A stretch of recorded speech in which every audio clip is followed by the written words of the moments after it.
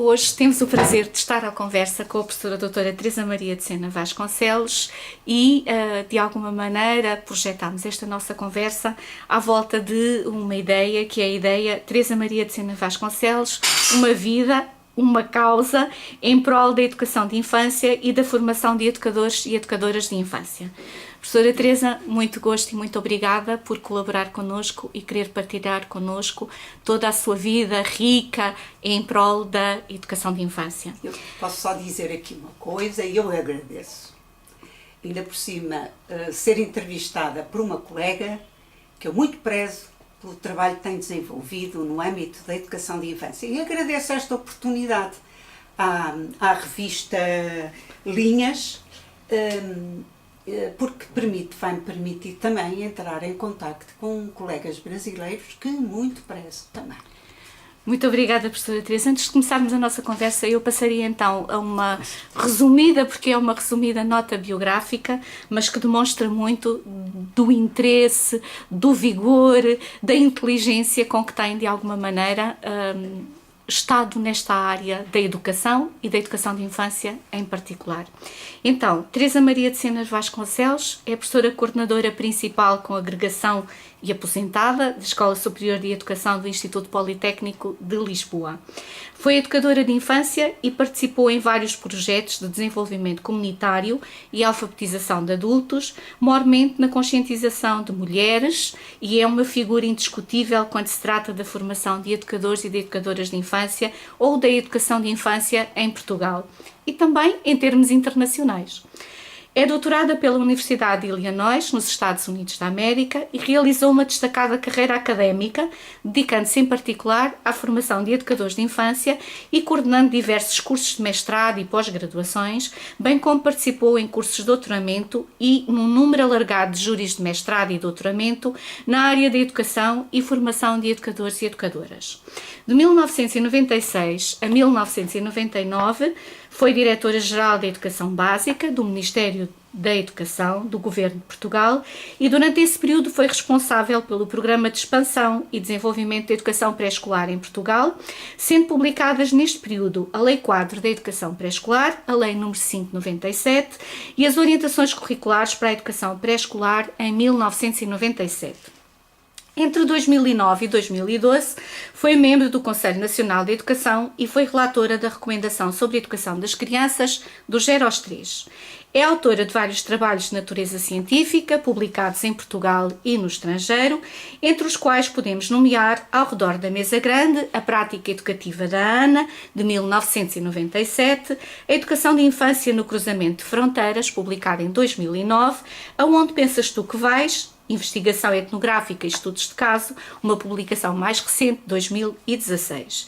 Em 2012, foi coordenadora da publicação Trabalho por Projetos na Educação de Infância, Mapear Aprendizagens e Integrar Metodologias. Ao longo da sua carreira, tem sido consultora nacional e internacional para a área da educação e da educação de infância em particular. Em 2000, foi condecorada com o grau de Grande Oficial da Ordem de Instrução Pública pelo então Presidente da República Portuguesa, Dr. Jorge Sampaio.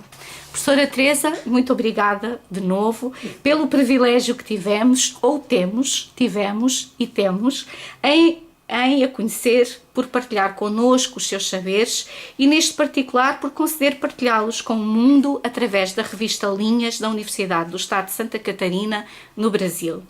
Podemos então começar a nossa conversa. Com certeza. E entrevistá-la é de facto um privilégio. É descobrir o seu sentir pela vida e, de modo particular, o seu sentir à educação de infância. Conte-nos um pouco da sua vida, da sua infância. Com certeza. De alguma forma, na minha infância, já se desenhavam algumas capacidades que eu depois usei quando fui educadora de infância. E é muito engraçado. Eu sou a segunda de 7 irmãos. E, portanto, desde muito cedo, os meus pais atribuíam responsabilidades, porque eu era mais velha. E eu tinha realmente uma capacidade, não é, enfim, isto não é elogiar-me a mim própria, é perceber dentro do meu percurso o que é que já lá estava. Tinha uma grande imaginação, tinha alguma liderança para trabalhar com os meus irmãos mais novos e era inventiva, diríamos, criativa nas brincadeiras, etc. E, portanto, de alguma forma, eu penso que isso já estava, e tinha também muito jeito para lidar com a minha avó. E isso é muito importante, porque infância e terceira idade muitas vezes tocam-se. Passava muitas temporadas no norte de Portugal, Viana do Castelo, a fazer companhia à minha avó e a fazer diários. Eu sempre fui dada à escrita, a fazer diários, a inventar bonecas de papel e não aborrecia ninguém. E isso também era importante em termos de divertia-me comigo própria. Fiz o meu liceu, secundária, e descobri que tinha jeito para escrever, desde o chamado do final do primeiro ciclo. Matemática, tive más experiências, mas na parte da língua portuguesa era dada à escrita. E no final chamado quinto ano do liceu, eu disse, eu vou para letras. Fui para a Universidade de Coimbra, para um curso que era românicas, em que se trabalhava sobretudo a língua portuguesa e a língua francesa, na qual também me sentia à vontade. O que é que me acontece? O meu pai faleceu prematuramente. Tinha eu entrado na Faculdade de Letras, que era em Coimbra, porque no Porto não havia esse curso, nem este sistema de equivalências que nós agora temos. E eu claramente tive que largar o curso, porque era preciso ajudar os meus irmãos mais novos. Na educação, a mais nova só tinha 7 anos de idade, a minha mãe ficou sozinha e, portanto, disse, paciência. E então fui para um curso curto, durante o qual eu podia, de dia ia para as aulas e ao fim da tarde trabalhava. E fiz o meu curso todo, como chamada trabalhadora e estudante, em educação de infância, que era uma área muito pouco conhecida no final dos anos 60 em Portugal. E as pessoas, amigos dos meus pais, da minha mãe, diziam assim, mas que coisa, isto fazer o curso de educadora de infância, tens é que tratar dos teus próprios filhos e casar. Coisa que foi interessante, porque eu nunca casei, nunca tive filhos, e acho que me realizei muito profissionalmente sendo educadora de infância, e descobri uma coisa que o Virgílio Ferreira, o nosso escritor português, diz, e que a meu ver é lapidar. O mais importante não é o que nos acontece. O mais importante é o que fazemos com o que nos acontece. E neste caso foi exatamente o que me aconteceu. E fui felicíssima, julguei que ia ser uma escritora e que ia dar aulas de língua portuguesa, isso não aconteceu, e fui felicíssima como educadora de infância. Fiz o meu estágio com crianças muito difíceis, na zona do Porto, de onde eu sou natural, norte do país, em que uma antiga creche que existia no tempo em que as creches, no tempo da República Portuguesa, havia creches obrigatórias em fábricas. Uhum. E havia uma creche para a fábrica dos marinhos, de tecidos, que entretanto mudou, enfim, a situação em Portugal, tivemos a ditadura e a creche foi entregue a uma paróquia. Mas ainda tinha o formato de uma creche à moda antiga. Não havia brinquedos, os meninos eram metidos em redes, tinham pelo menos o espaço, parecia um galinheiro de crianças, todos com umas batinhas horríveis e tal, e eu fui para lá fazer o meu estágio. E eu e outra colega. Foi duríssimo. Porque nesse tempo tinha lá estado uma educadora que disse que não aguentava aquilo. E nós aguentámos. Fizemos de tal maneira, realmente conseguimos renovar aquela creche com o apoio da minha escola de educadoras, no Porto, que era a Escola Paula Frassinetti. É uma Que escola... ainda hoje existe, não é? Existe ainda hoje, é uma escola de uma referência congregação ainda. religiosa, porque não havia escolas de formação de educadores a nível escolas públicas.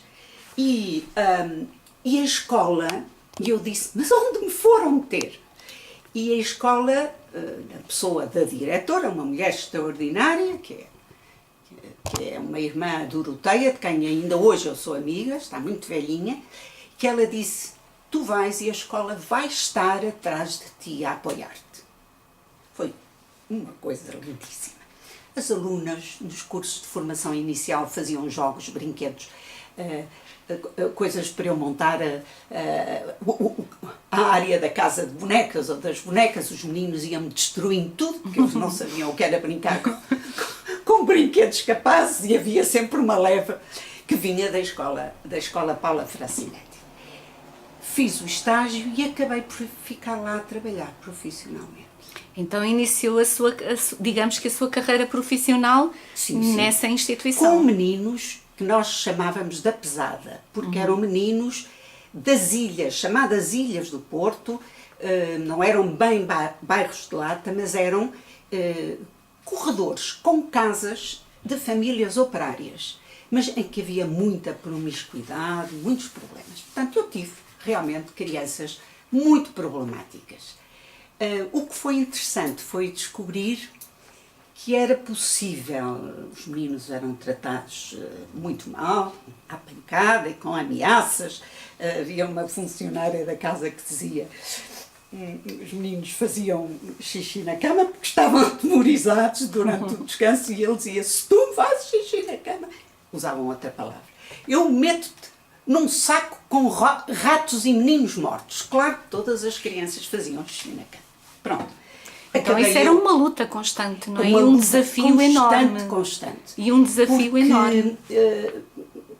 Tive ao mesmo tempo que tratar bem aquele pessoal antigo, estavam lá há muitos anos, mas chamar a mim muitas responsabilidades, a ponto que quem deitava as crianças para o descanso depois do almoço era eu. Eu e a minha colega. E instalámos as salas, muito bonitas. Acabei por ficar lá a trabalhar porque me afeiçoei muito àquele tipo de trabalho, que era realmente desbravar terreno e dar um projeto de vida àquelas crianças que vinham de meios muito desfavorecidos no Porto. E trabalhei lá vários anos, cheguei a fundar uma escola de pais, com a assistente social da paróquia, fazia a formação das auxiliares, depois contratavam-se jovens, não tinham formação nenhuma, e eu também fazia a formação, e acabei diretora pedagógica da instituição. Claro que fiquei muito cansada, eu tinha na altura 21 anos, ou 22, e tive a possibilidade de ir para Madrid fazer uma especialização em psicopedagogia e também, aos fins de tarde, em literatura para a infância. Madrid, apesar de viver sob a ditadura de Franco, a Espanha era muito mais aberta que Portugal. Portugal é realmente um país cinzento. E Espanha não. Tinha aquele salário e a alegria dos espanhóis. Foram 2 anos maravilhosos. Uma alegria que os marca, não é? Maravilhosos, descobri imensas coisas e logo a seguir, portanto, eu poderia dizer que isto eu ainda tinha 23, 24 anos. Aos 25 anos, o governo decide fundar, ao abrigo das experiências pedagógicas, na altura foi a reforma Veiga Simão, no fim da ditadura, em que havia uma preocupação grande com a educação, já havia a menção ao ensino, chamava-se ensino infantil, e então fundaram-se 2 escolas, uma em Coimbra e outra em Viana do Castelo. Como eu tenho raízes minhotas, eu aceitei ir para outra cidade e fui para Viana do Castelo, que na altura era uma cidade pequenina, e havia só um magistério primário e abriu-se uma escola normal de educadoras de infância. Então, digamos que foi em Viana do Castelo que o seu caminho, a sua maior ligação à formação dos educadores e das educadoras se iniciou. Começou. absolutamente. E eu era pouco mais velha que as minhas alunas. E só eram raparigas porque no tempo anterior nessa altura falávamos de educadoras, ditadura, não é? os homens não podiam entrar na educação sim. de infância. Uma aberração como outra qualquer. Formei gerações de educadoras lá, várias, que eram jovens de Viana do Castelo, tinham cerca de 18 anos, está a ver, ainda hoje somos amigas. Todos os anos fazem almoços e eu, se posso, vou. E eu sinto que fui marcante na vida delas, não tanto pela minha competência, mas pelo entusiasmo que eu punha na formação. E que ainda hoje põe. E que o desejo que eu tinha é que elas fossem boas educadoras de infância. Não havia nada para o pré-escolar na universidade, na cidade de Viana do Castelo. Elas foram pioneiras. Chegaram a fazer estágios em locais onde não havia pré-escolar. Eram elas, e eram alunas do 2º ano, que iam começar o pré-escolar. Deu-se o 25 de Abril de 74, houve todo um movimento de aldeias que tinham comissões de aldeias e que diziam as pessoas: nós queremos que os nossos filhos tenham pré-escolar para irem para a escola de primeiro ciclo um bocadinho já mais preparados. Claro que a expectativa era que das chamadas aprendizagens precoces, da leitura e da escrita, nós não tínhamos essa perspectiva, mas eu fui para o terreno com as minhas alunas. Eram iniciativas ainda daquilo que nós chamávamos um movimento de ocupações de casas e sim, um bocadinho selvagem. Um tempo difícil, não é? Mas que foi muito importante para depois... Não é? As populações chegaram a ocupar um espaço fantástico que era usado pelo Instituto das Obras Sociais, do Ministério da Previdência, portanto, isto tudo antes do 25 de Abril, e aquilo era uma casa para uma colónia de férias.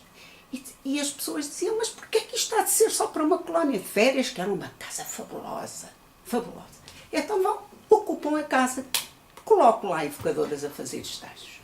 Portanto, vivi com elas o processo que nós chamávamos o processo revolucionário em curso e fizemos muitas iniciativas. Eu metia alunas no meu carro, íamos fazer teatros de fantoches nos sítios mais recônditos, semanas de leitura, enfim, foi E as alunas eram só jovens, não havia educadoras onde elas pudessem estagiar. E, portanto, nós, que éramos as acompanhantes dos estágios, supervisoras de estágios, tínhamos que ter grupos muito pequeninos de alunas, portanto, depois entraram várias, depois de mim, porque era preciso realmente acompanhá-las a partir do zero. E estas, já depois de muitos anos, na Universidade de Minho, algumas depois foram fazer mestrados, e na Universidade de Minho diziam: nota-se, as educadoras de Viana do Castelo trazem uma grande sensibilidade à comunidade. E isso é verdade, é verdade. Nós não tínhamos materiais, eram os materiais que havia na comunidade. Pedrinhas, era perto da praia, folhas secas, tínhamos arranjávamos sempre lápis e papel, e o resto era um material improvisado. E elas também tinham ateliês na escola para fazer materiais. E assim começou. Fizeram-se educadoras fantásticas. E nesse aspecto, eu digo, não foi mérito meu, a diretora da escola era uma irmã do conhecidíssimo arquiteto Cisa Vieira, Eduarda Cisa Vieira, era uma grande formadora, ela sim. E eu fui fazendo os meus tateamentos. E havia coisas que eu fiz que hoje discordo. Não eram realmente suficientemente formativas, mas eu tinha aquele zelo por criarmos um pré-escolar de qualidade no distrito de Viana. E isso levava-me a muitas vezes ser exageradamente exigente com as minhas alunas. Mas o que é certo é que ficaram minhas amigas. E havia, nesse tempo, e eu estive 6 anos em Viana do Castelo, havia a minha vida era aquela. Portanto, havia uma disponibilidade Total. permanente. E isso também é muito importante na formação. Como é importante num trabalho de um profissional ou de uma profissional, é estar disponível. E eu realmente estava disponível. Foi o grande, acho eu, foi o valor. Porque de resto, em técnicas pedagógicas, noutras coisas, muitas vezes deixava a desejar. Mas também fui aprendendo. Foi um tempo formativo para essas jovens estudantes e altamente formativo para mim. Altamente formativo. Depois... de Viana do Castelo. De Viana do Castelo, eu fui convidada pelo movimento do Grau, a que pertenço, que é um movimento com grande sensibilidade às questões das mulheres, fui convidada para vir a tempo inteiro, e o Ministério da Educação deu-me a possibilidade de vir ao abrigo, mais uma vez, das experiências pedagógicas, a tempo inteiro criar os programas de animação infantil em meio rural. Em zonas, na periferia da cidade do Porto, em aldeias de outros concelhos até, onde não havia educadoras de infância. E então nós fizemos a formação de animadoras locais. Estamos a falar mais ou menos em que ano, professora Teresa? Depois de 79. Portanto, eu estive em Viana do Castelo entre 73 e 79. 79. Foi muito tempo, foram 6 anos. E era tempo também de mudar. E então disse, vou ainda mais para o terreno. E foi muito interessante, porque nós tínhamos na altura, e eu trabalhava também durante a noite, andei a fazer alfabetização de adultos, na altura nós chamávamos o PREC, Processo Revolucionário em Curso, segundo o método Paulo Freire. E eu ainda hoje, eu uso o método Paulo Freire, usava nas minhas aulas, porque o método Paulo Freire é um método para adultos. Tanto dava para adultos que não tinham o mínimo de literacia, sim, foi o caso, como dava depois para trabalhar noutros níveis. E eu aprendi, cheguei a conhecer o Paulo Freire, veio a Portugal, quando tivemos liberdade e tal, e ele chamava-nos as meninas do Grau, e já de fora, porque ele estava exilado na Suíça, já de fora ele conhecia gente e começámos a fazer com o método Paulo Freire na zona de Porto Alegre, sua cidade, que era muito mais aberta que o norte do país, e começámos lá também a fazer um projeto de promoção humana que incluía a alfabetização. Eu aí ainda não conhecia esse trabalho, mas depois convidaram, depois da alfabetização de mulheres, as mulheres organizaram-se na zona do Porto e diziam: queremos que os nossos filhos tenham uma educação pré-escolar, diziam, porque assim eles vão mais abertos para a escola de primeiro ciclo, e diziam, isto eram mulheres claramente rurais, e diziam: não queremos que eles passem o que nós passamos para aprender. Isto é muito interessante. E, portanto, emergiu, mais uma vez, de atividades de alfabetização, que, segundo o método Paulo Freire, dão origem, e estou a falar também para colegas brasileiros, sabem muito melhor isso que eu, mas que dá origem a projetos depois de intervenção comunitária. Portanto, as animadoras rurais, isto funcionou em 12 aldeias no distrito do Porto, mas eram aldeias, no Porto nunca houve nada. E estas atividades, quem selecionava as animadoras, e havia 2 em cada aldeia, eram as próprias mães das crianças. E era muito interessante. Esse aspecto é muito interessante, sim. Elas diziam, e eu dizia assim, a única coisa, vocês confiam os vossos filhos. E eram jovens, algumas tinham apenas o 6º ano de escolaridade, tinham pouca formação, fizemos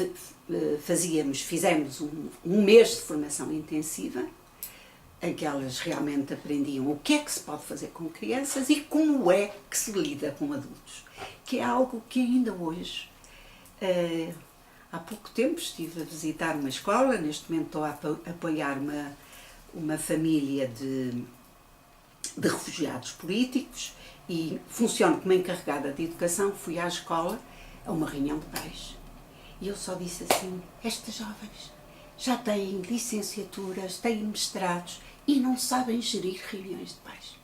E, olha, escrevi logo um e-mail à Presidente do Conselho Científico da IES, ainda, sou muito amiga dela, e disse: faz favor de contar este episódio, porque é verdade, é real verdade. E as jovens, nós fazíamos as reuniões com as mães e as jovens vinham, a dada altura, as reuniões mantinham-se, contar aquilo que os filhos faziam. Nós criámos, não tínhamos também dinheiro, criámos jogos didáticos a partir de tabuinhas, era lotos, era sequências lógicas, etc. E levávamos aquilo para as reuniões das mães. E era interessantíssimo, porque as mães diziam, em alguns casos também tivemos, nas atividades amplas de festas, sim, etc., tínhamos os pais, claro. Mas as mães, a fazerem, por exemplo, um jogo de sequência lógica, elas diziam: mas isto é difícil. Assim, pois é, se é difícil para vocês, vai ser difícil para os vossos filhos, e é aí que eles começam. Porque não há escrita, fiz uns caderninhos para as mães, e não há escrita nem leitura se os meninos não aprenderem primeiro o que é uma sequência lógica da esquerda para a direita, na nossa cultura, se não aprenderem a falar, para depois, e nós registamos, e depois a seguir eles. E as mães perceberam muito bem, foi muito interessante esse processo. Portanto, as animadoras, qual era o meu trabalho ali? Era, por um lado, ia semanalmente a cada aldeia, uma de manhã, a outra de tarde, e sentava-me com as animadoras para analisarmos essa semana, porque era preciso. Olha, cheguei a viajar no meu carro com um carteiro que foi feito por nós, e o carteiro circulava de aldeia em aldeia e levava livros, que era coisa que as crianças não tinham nas aldeias. Portanto, nós comprámos um conjunto de livros, o carteiro ia, ficava uma semana e era um interlocutor, ficavam os livros, depois os livros ficavam circulavam para as outras aldeias. Foi engraçadíssimo, porque eram famílias que não tinham recursos, livros, fosse o que fosse. E era uma hipótese das crianças acederem a outro tipo de recursos. Ao universo escrito também. Trabalhei 4 anos nesse projeto. Foi um projeto realmente muito inovador, depois fazia relatórios para o Ministério da Educação, com alguma perplexidade, porque na altura o diretor de serviço disse: mas quem é que controla essa senhora? E as minhas colegas que estavam no Ministério da Educação diziam: ela sabe autocontrolar-se. Porque tinha toda a liberdade e fiz 4 anos de trabalho em aldeias, circulando nas aldeias, trabalhando com as animadoras, que em geral tinham os programas, chamavam-se programas de animação infantil em meio rural, programas não formais, porque não queríamos tirar o trabalho às educadoras, que eram poucas nesse tempo, e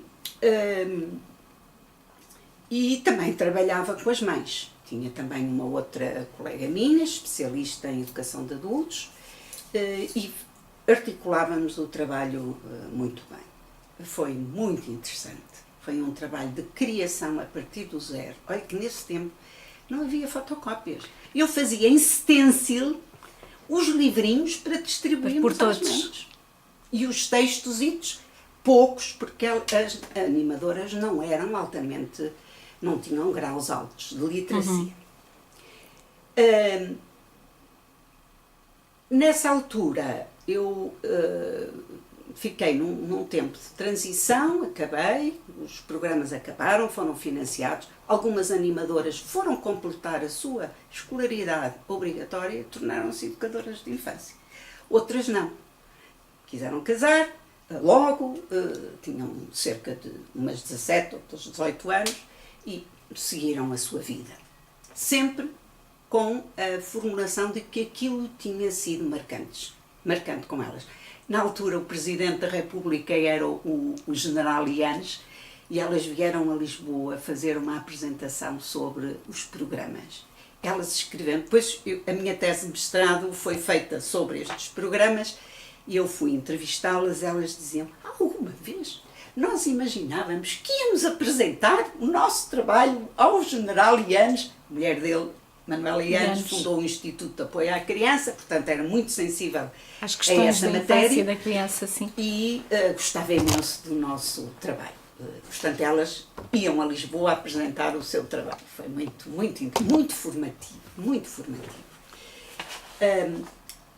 Depois, eu estava num ano de transição porque disse a mim própria, eu gostava de fazer o meu mestrado. Em Portugal não havia nada para a educação da infância. Nada.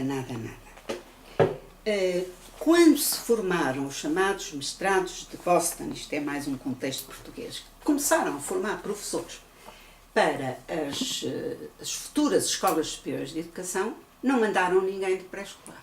Não havia ninguém de pré-escolar. Pois não. Foram outras áreas. Exatamente. E eu fui falar com uma das professoras que veio, que era da Universidade de Boston,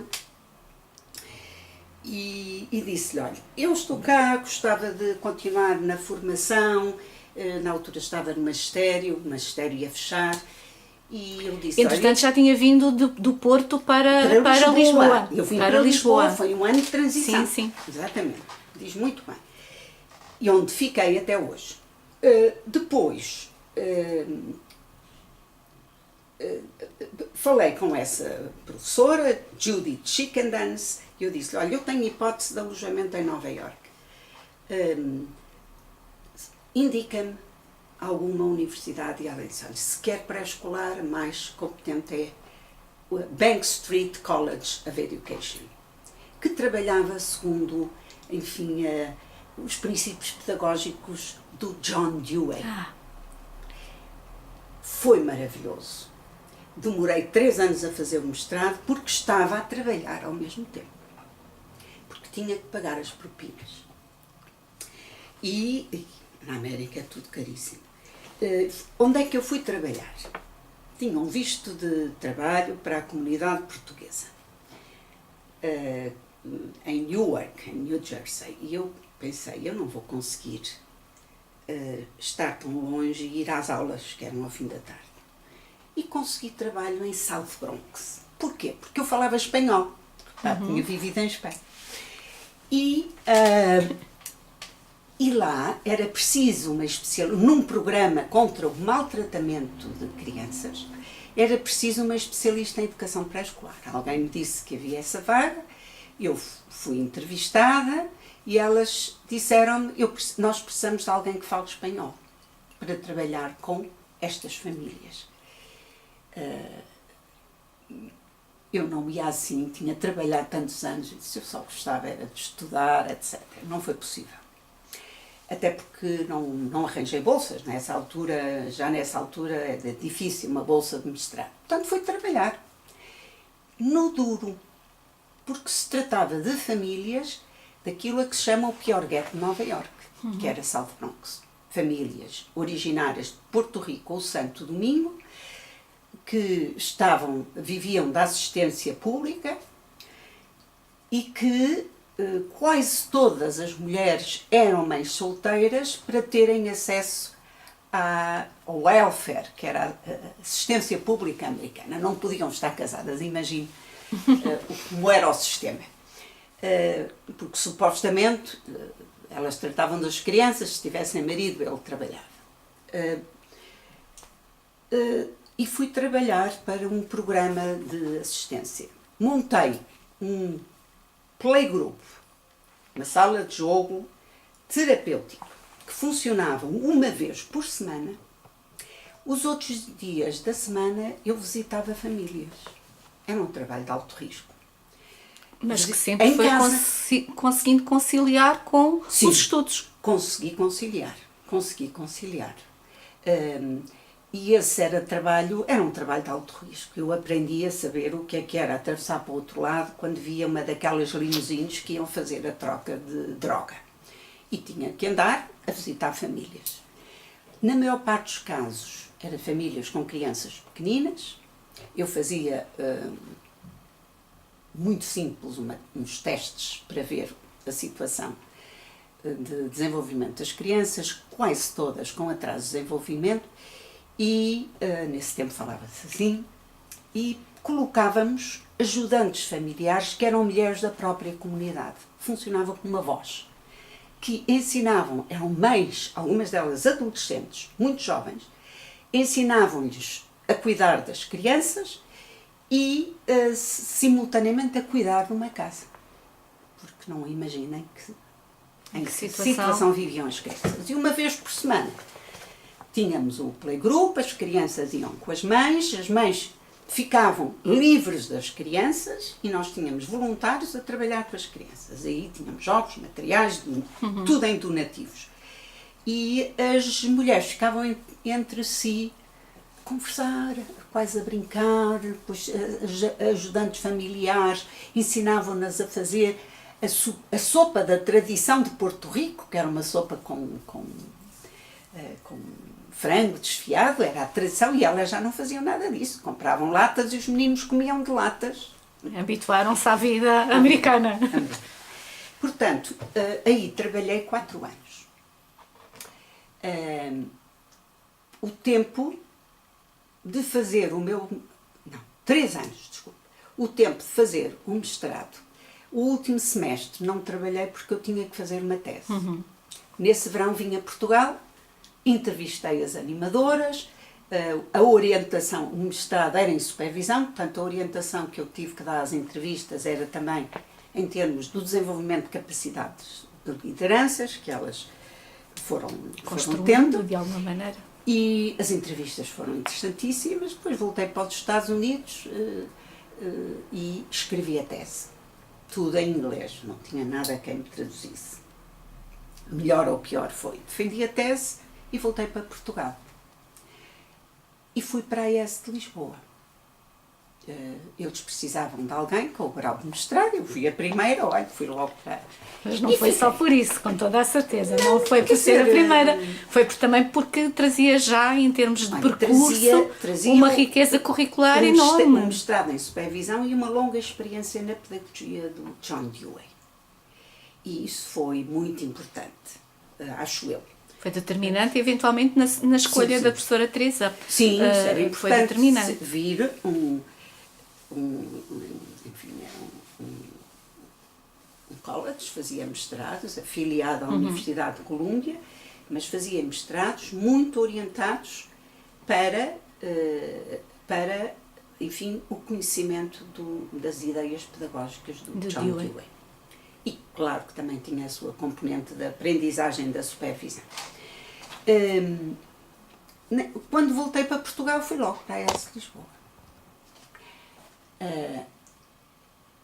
Na ES de Lisboa foi difícil, vou dizer isto com toda a franqueza e desassombro, foi muito difícil o pré-escolar impor-se. Porquê? Porque a ES formava professores de primeiro ciclo. E os meus colegas que tinham vindo de Boston, vinha tudo com especialidades ligadas orientados para o primeiro ciclo. E alguns deles nem sabiam nada de primeiro ciclo. Pronto, tinham tido outro tipo de formações. Não quero dizer mais nada sobre isso. Eu fui com essa valência e puseram-me logo, passados no segundo ano, fiquei logo a coordenar o curso de formação de educadoras. Já tínhamos rapazes nessa altura, já podíamos ter rapazes. E foi um bocadinho um corpo a corpo, vou-lhe dizer com toda a franqueza. Havia 2 colegas que estavam lá, ligadas ao pré-escolar, mas que não tinham mestrado. E eu, com o mestrado, tinha acesso aos conselhos científicos e aí, como sempre fui frontal, dizia o que pensava, como é que é possível haver o chamado isomorfismo na formação, quando nas práticas os professores iam lá e só diziam isto não presta, os meninos não aprendem a ler e a escrever e coisas desse tipo, mas as pessoas foram-se formando. E eu, com os meus colegas que estavam e que não tinham grau de mestrado,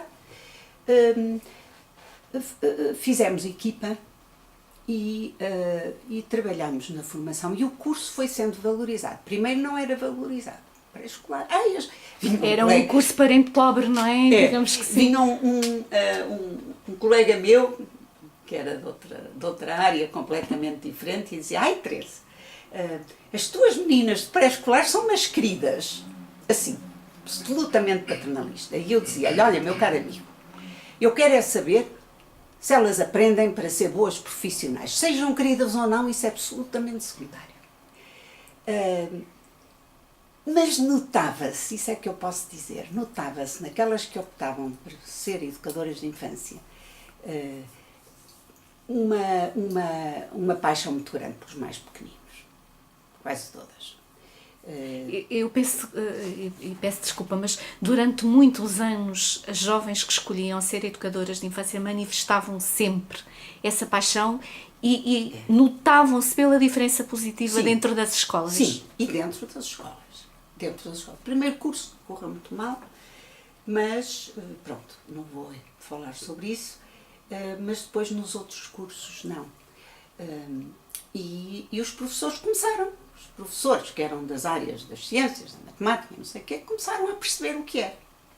Foi muito difícil porque eles depois davam cadeiras das metodologias e não sabiam o que era um jardim de infância. Portanto, eu estava, no final da minha permanência na ES, foram 30 anos, quase 30 anos, os professores começaram a perceber que o pré-escolar era importante, nomeadamente quando eu saí fui para a Diretora-Geral da Educação Básica e nessa altura, no governo Guterres, a prioridade era o pré-escolar. Isso foi nos finais dos anos 90? Sim. Não foi 96, 99.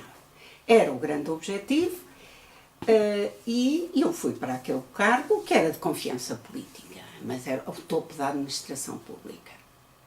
Eu não sabia nada do funcionamento da administração pública. Mas sabia de outras coisas muito importantes? Sabia. Criou-se o Gabinete para a Expansão da Educação Pré-Escolar, com representantes de outros ministérios, etc. As coisas funcionaram, às vezes de uma forma muito difícil, mas o que é certo foi, como disse na minha apresentação, saiu a Lei 4 para a Educação Pré-Escolar, nem tudo, porque depois havia os assessores dos gabinetes que tinham sempre a mania, sabiam tudo.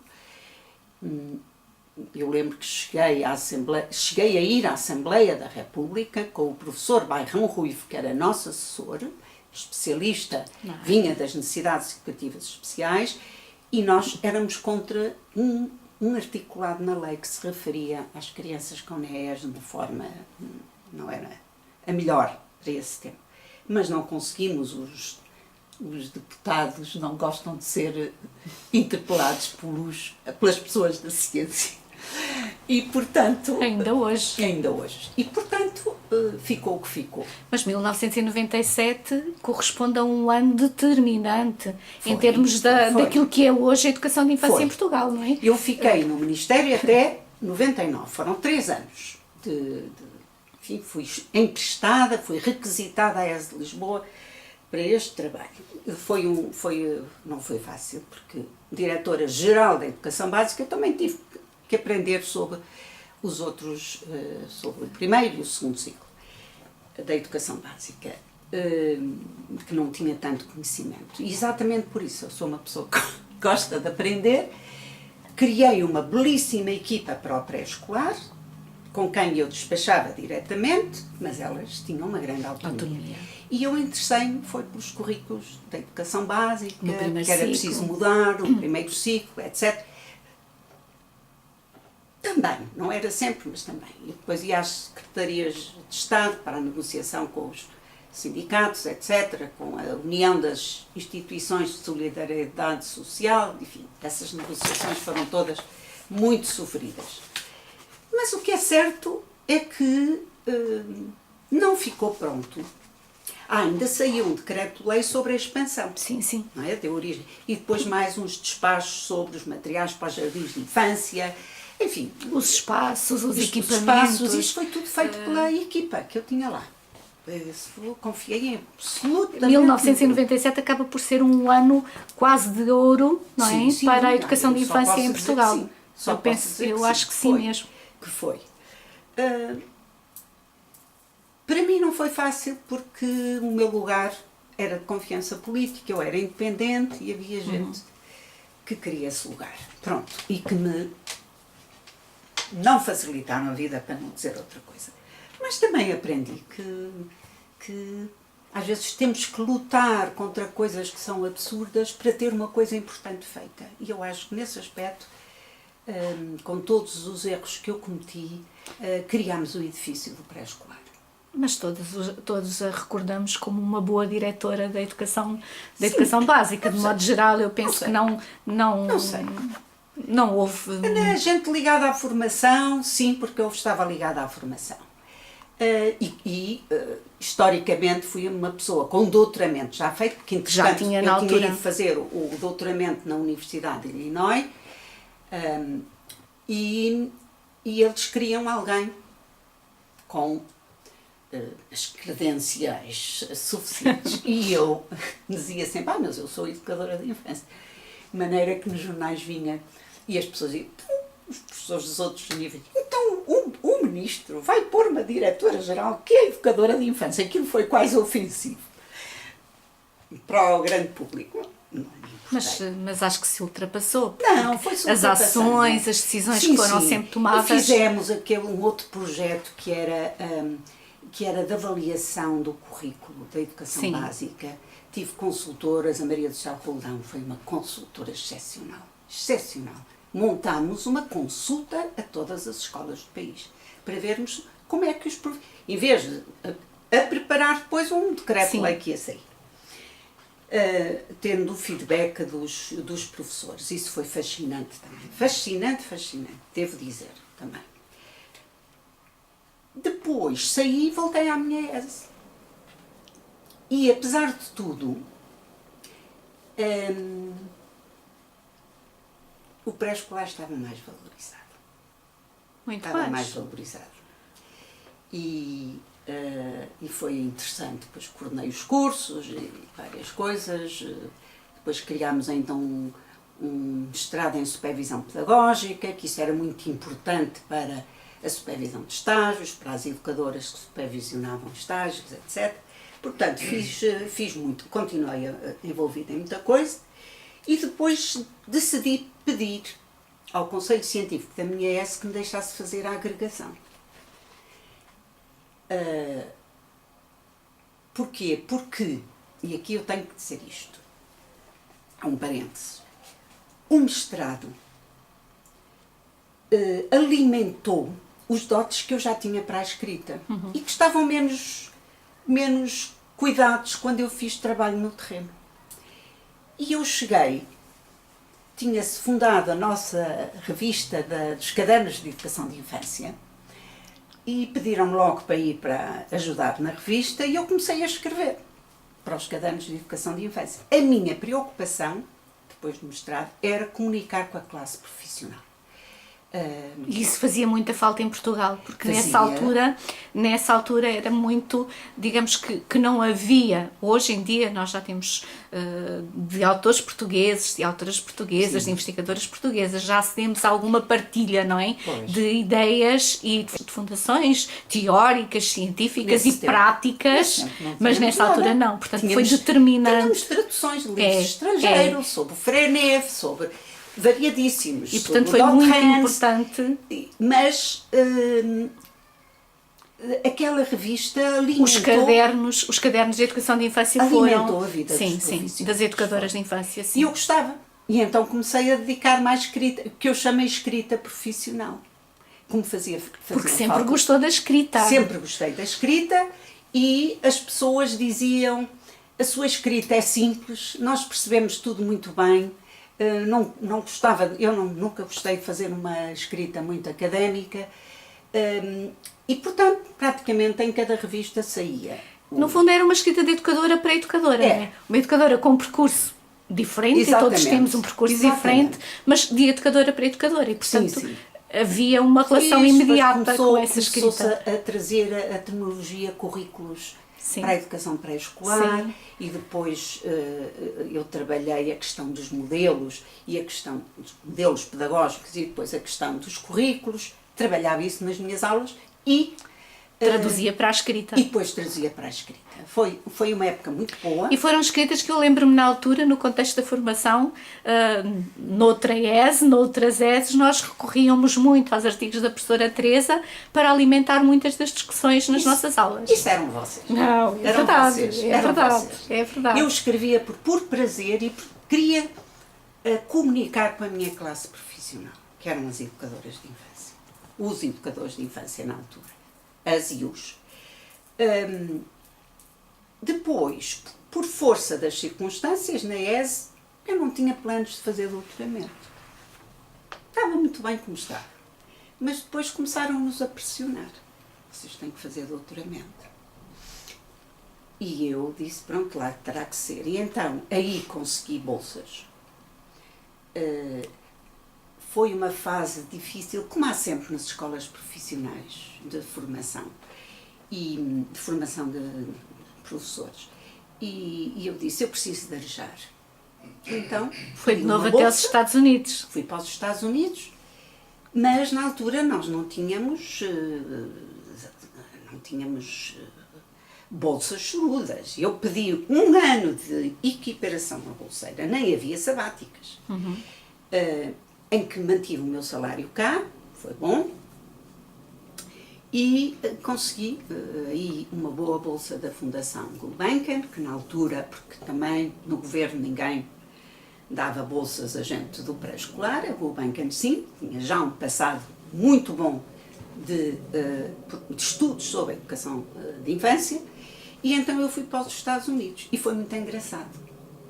Fui absolutamente freelancer, e eu gosto de ser assim. No final do meu mestrado em Nova Iorque, eu tropecei com os escritos da Lillian Katz, que tinha começado a introduzir nos Estados Unidos, pegando em Dewey e em Susan Isaacs, tinha reintroduzido nos Estados Unidos o trabalho de projeto. E eu disse, eu quero trabalhar com esta mulher. E assim foi. Fui num verão, fui lá, fui conversar com ela, e no ano seguinte eu estava na Universidade de Illinois. A fazer o seu doutoramento. Fazer o doutoramento. Deram-me um ano de equiparação à bolseira.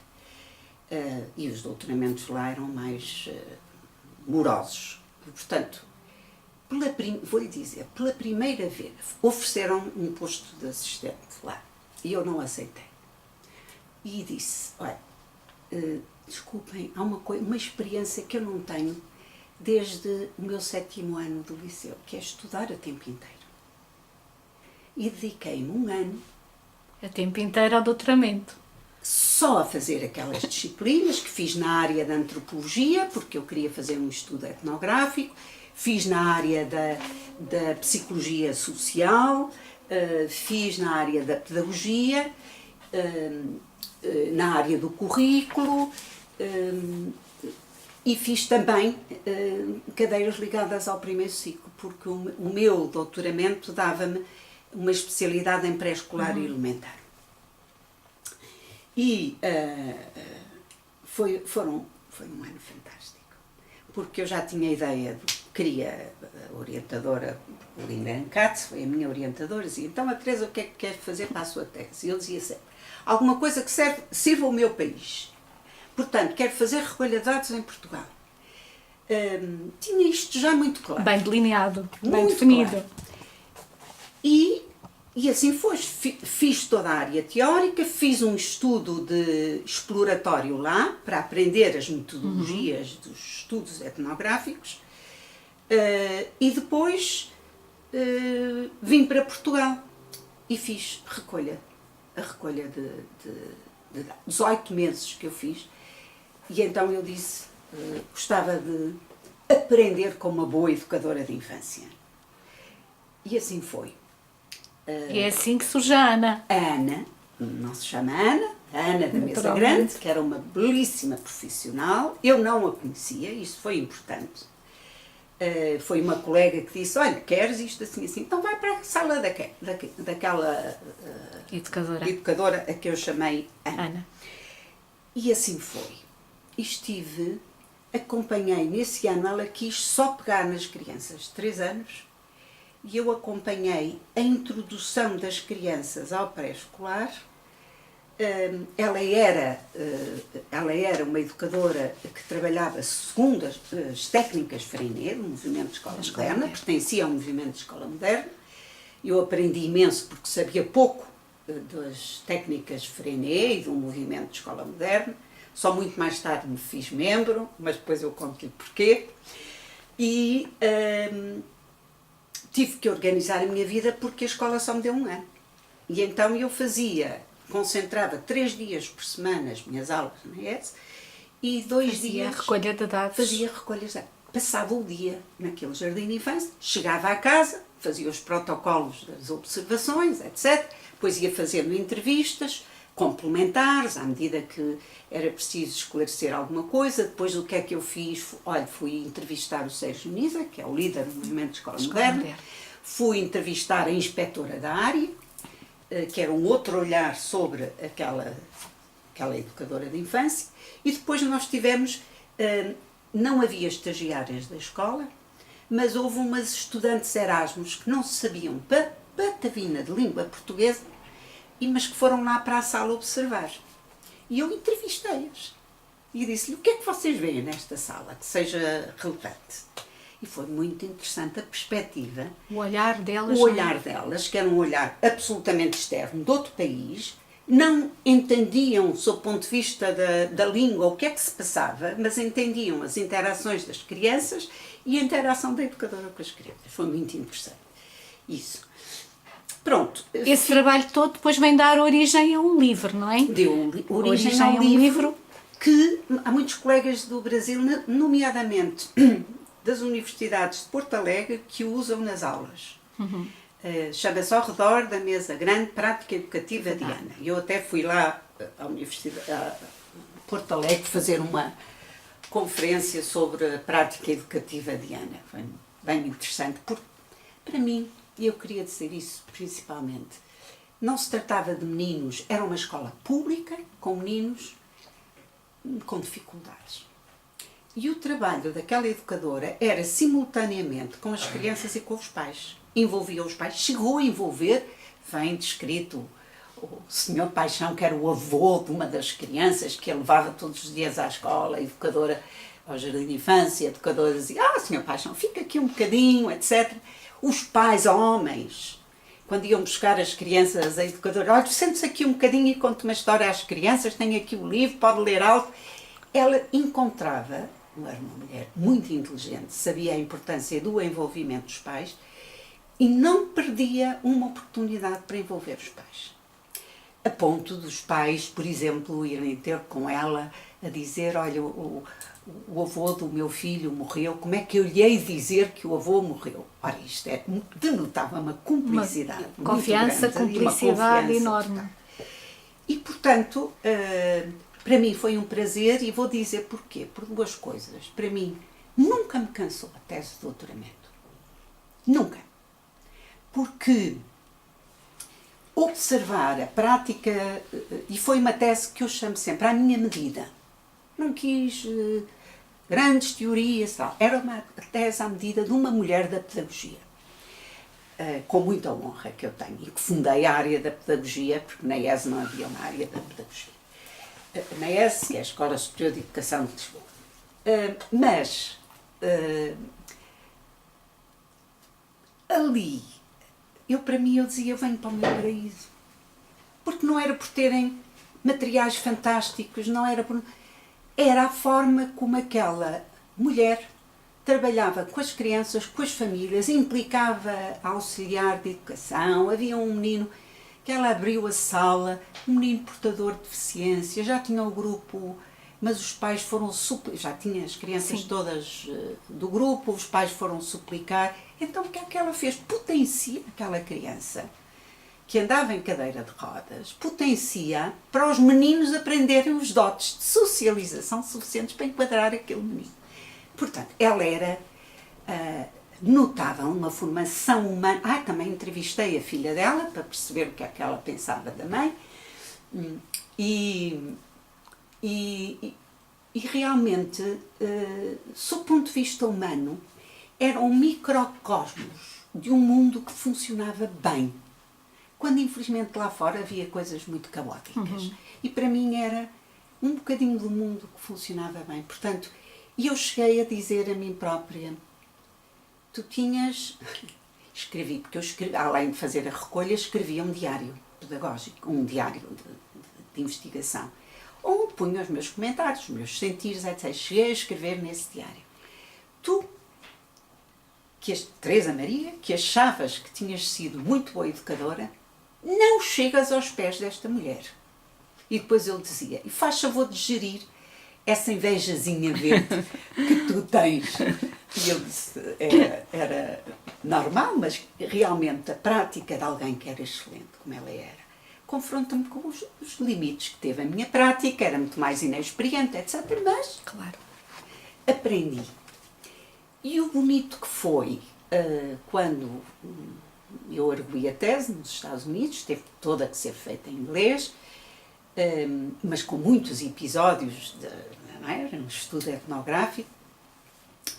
E quando o meu júri me perguntou o que é que quero fazer com esta tese, eu disse, mais uma vez, quero que sirva à minha classe profissional. Porque se eu aprendi com a Ana, muitas de nós podemos aprender. E consegui tudo o que queria, porque foi publicada uma coleção destinada a educadores de infância. A coleção Infância, não é? Da Porta Editora. Da Porta Editora. Eu tive aqui, eu era diretora-geral na altura, tive aqui uma amiga um fim de semana e as duas a olhar para a tese e disse, corta isto, corta aquilo, corta aquilo outro, que foi depois traduzida em português. Eu não tinha tempo, até tive esse privilégio. Sim. E disse, olha, eu não tenho tempo, estou a tempo inteiro neste momento com este projeto na educação básica e, portanto, eu não tenho tempo. Arranjar. Nessa altura, a Porta Editora arranjou uma excelente tradutora, que também adorou a tese, portanto, criámos ali uma cumplicidade e eu cortei aquilo que me parecia que era menos relevante, um ou outro capítulo, para ter a dimensão de um livro. Mas a seguir a esse livro, outros vieram. Depois, porque foi muito interessante, porque, e digo aqui, não faz mal não ser, ao escrever aquela tese, eu estava a viver uma perda pessoal muito dura. Que não vou dizer mais nada, mas aquela escrita daquela tese ajudou-me a reconstituir a mim própria. E foi um processo muito interessante, muito, muito, muito interessante. E realmente eu nunca me aborreci, nunca. E depois passei já ia com uma parte escrita, passei um verão a acabar de escrever, depois ainda não tinha feito o último capítulo e já estava a minha orientadora a dizer, vamos chamar o júri, e eu dizia assim, não fiz o último capítulo. Mas o que é certo é que eu doutorei-me em 3 anos. E foi, a maior parte das pessoas depois de mim tinham aquelas bolsas de Prodep e coisas assim. Os doutoramentos 4, 5, 6 anos. Eu não tive esse luxo e tive que voltar à ES para dar aulas. Portanto, eu acho que a professora Teresa... Eu dizia sempre, fazes um doutoramento à tua medida com os meios que tens. Era exatamente isso que eu ia dizer. E foi isso. Foi reconhecido depois pela Universidade de Minho, que era a universidade que tinha um belíssimo departamento de educação pré-escolar. Portanto, e não, acho que não me fizeram um favor. Não é? E o Ao Redor da Mesa Grande é um livro que só podia mesmo ter sido escrito pela professora Teresa. Então, penso que sim. E depois fui fazendo outros. E finalmente já estava aposentada. E escrevia sobre as investigações etnográficas. Porquê? É o mais recente, 2016. Que é o mais recente, já eu estava aposentada e eu tinha escrito muitos artigos para revistas cá e para revistas internacionais. E eu disse, estes artigos faziam um bom conjunto. E fiz a proposta à coleção e à professora Júlia Formosinho, que era a coordenadora da coleção. E disse-lhe, olha, eu gostava de fazer isto, vocês, porque eu tenho muita coisa para traduzir. E assim foi. E fiz o livro. O único capítulo que é novo. Portanto, aquilo tudo tinha sido publicado. O único capítulo de origem foi o capítulo sobre investigação com crianças. Porque quando eu fiz a tese ainda não se falava da investigação com crianças. As crianças entravam na investigação, mas o meu objeto de estudo era a prática daquela educadora, não é? Portanto, e então, já depois disso fiz outros estudos, um para o Conselho Nacional de Educação, sobre o desenvolvimento do pré-escolar num contexto de uma freguesia que tinha tido um aumento na implementação fantástica na ordem dos 90%, e depois depois fiz zooms etnográficos e realmente via-se ali muitos problemas. Foi muito interessante. Este último livro é um livro que, do ponto de vista do que é investigação, na educação de infância, com crianças, com educadores, acho que é um livro muito representativo e que podemos usar no dia-a-dia. Mais uma vez, a minha ideia era, porque eu dei várias cadeiras nas metodologias de investigação, pegava quase sempre nas metodologias qualitativas e depois fazia um bom módulo etnográfico e usava textos que eu tinha publicado. Os alunos gostavam muito porque diziam: está muito claro. Eu dizia: pois é, estamos aqui para ter ideias claras. E depois deu-me um gozo muito grande, já eu estava reformada, de estar aqui horas ao computador a compor o livro. E só esse capítulo, porque tive que traduzir coisas que tinha fora, outras coisas já tinham sido... Eu nem tinha...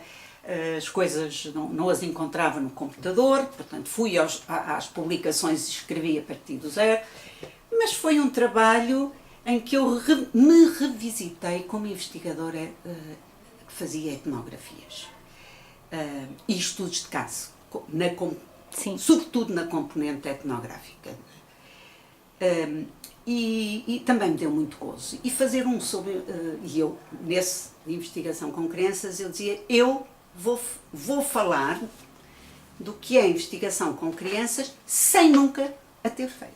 E o ponto de partida foi este. E o capítulo também ficou engraçado. Mas o capítulo está bastante interessante, não é? Está, porque, pronto, fui ver o que era. E consultei, porque havia muitos investigadores já em Portugal a fazer investigação com crianças. Eu não cheguei lá. E pronto, depois, o que é que eu fiz?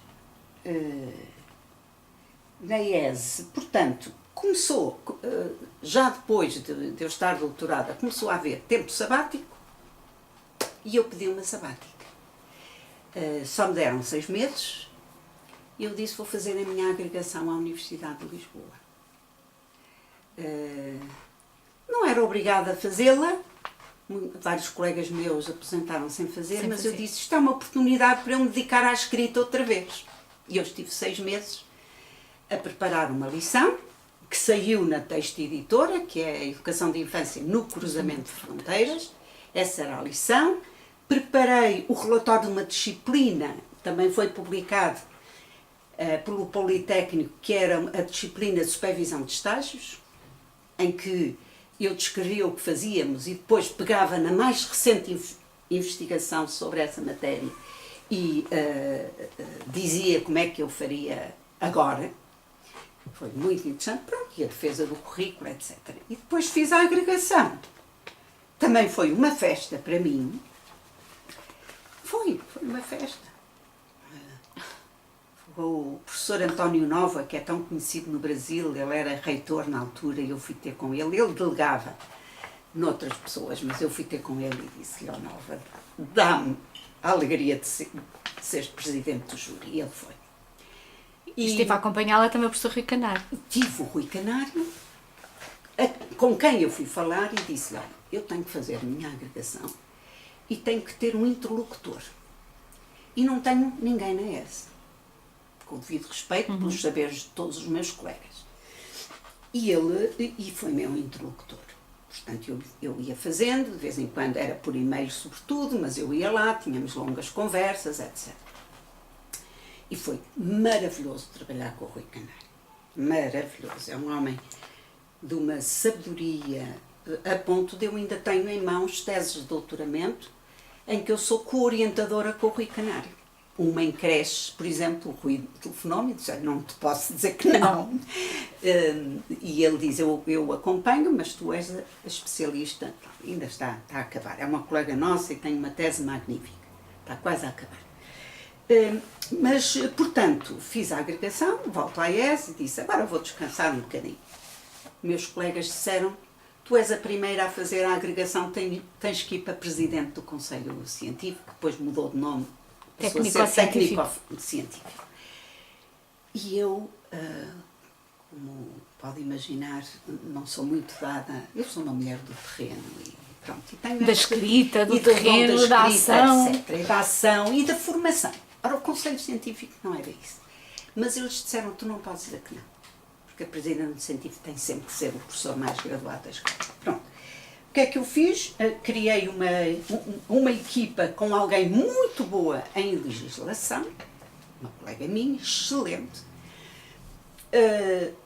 e dediquei-me, tinha que gerir aqueles conselhos científicos, que era uma vez por mês, toda a problemática, toda a burocracia, etc., mas também aprendi imensa coisa, e dediquei-me, disse aos meus colegas, disse, olha, eu estou há quase 25 anos nesta ES, nunca tivemos um projeto de formação.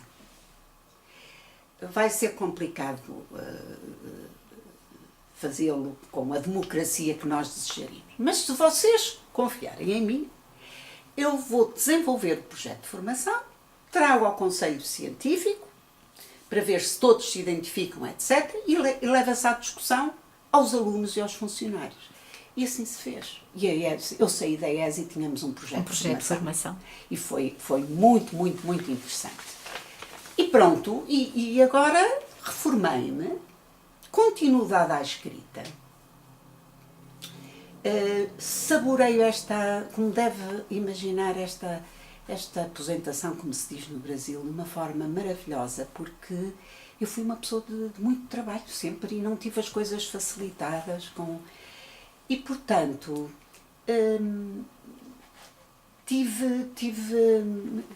queria ter tempo, olha, para ler coisas que não fossem teses de mestrado ou doutoramento. Eu faço agora isso, para escrever outras coisas que não fossem, e continuo a escrever ligada à educação de infância, quando me pedem alguma coisa, mas dedico-me a outras coisas e estou muito metida na formação, mas não de educadoras de infância, uma formação internacional, de capacitação, de líderes, etc., no contexto do movimento a que pertenço.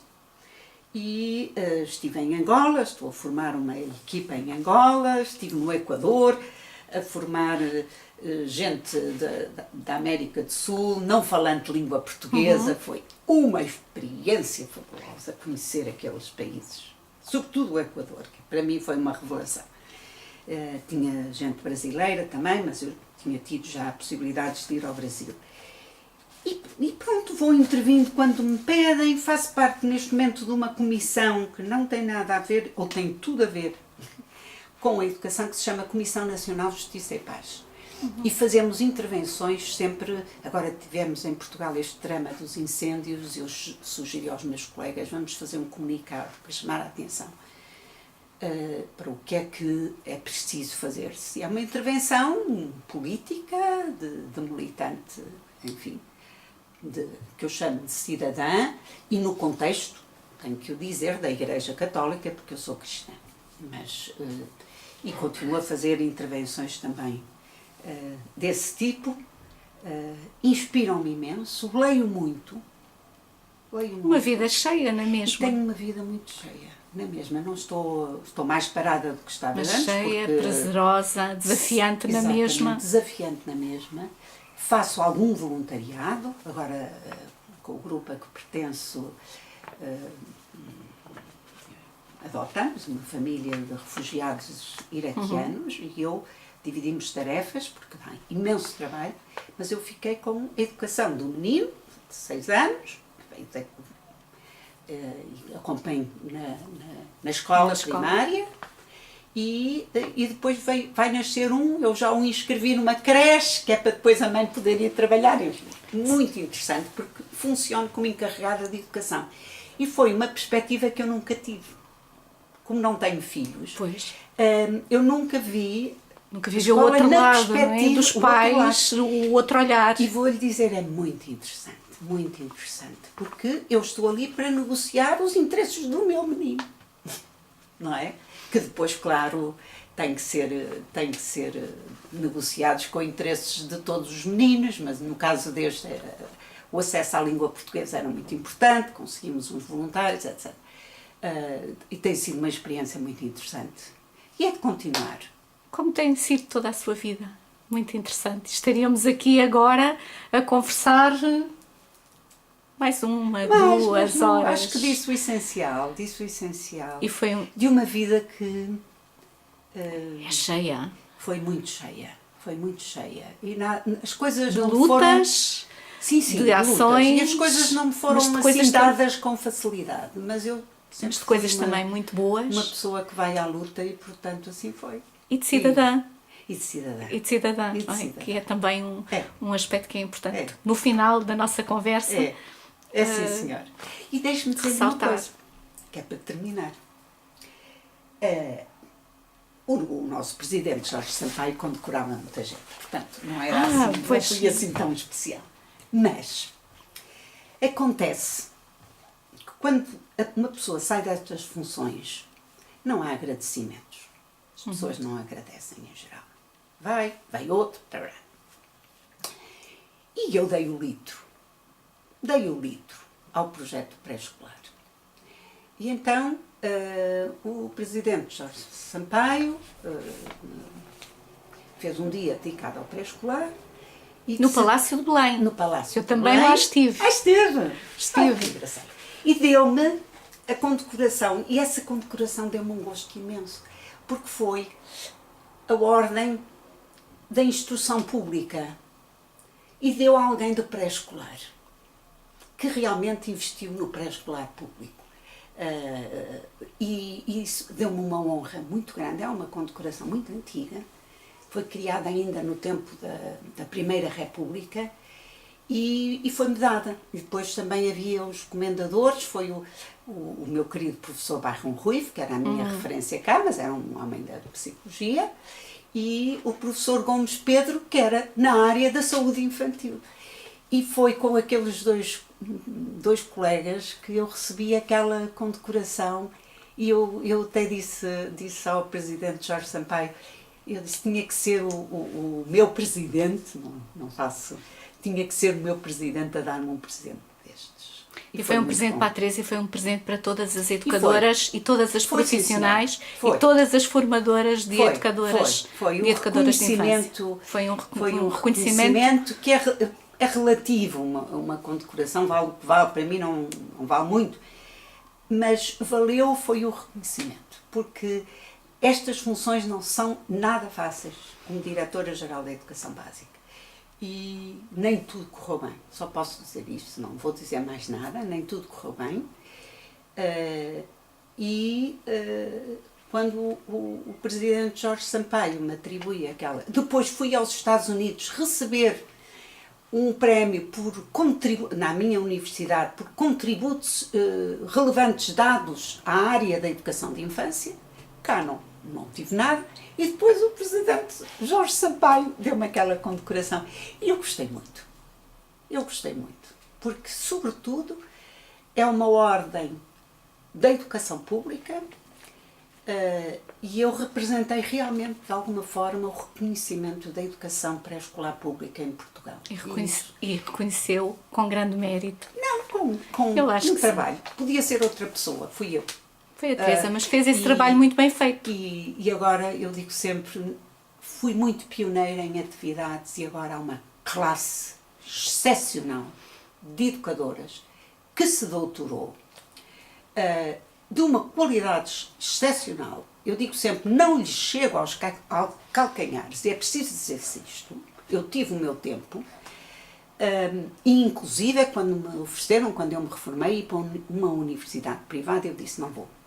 E disse, há educadores de infância que têm doutoramentos e que estão à espera do primeiro emprego. E da oportunidade delas. E da oportunidade delas. Portanto, vocês devem apostar na nova geração. Eu tenho uma experiência, vou lá fazer um seminário, vou fazer uma conferência, isso não me importa, porque também sou obrigada a manter-me atualizada. Mas tenho é que dar uma possibilidade profissional à geração mais nova. E pronto, e foi assim. E estou em paz com o que fiz, é só o que eu posso dizer. Professora Teresa, muito obrigada e foi um gosto. E eu queria dizer que para mim foi um gosto ser entrevistada por uma colega que eu tanto prezo, e foi uma colega que foi pioneira. E, portanto, foi uma pioneira um bocadinho, talvez, mais velha, a falar com outra pioneira. E assim foi. Espero que tenha sido útil para outros profissionais. Vai ser, com certeza. Muito obrigada. Muito obrigada.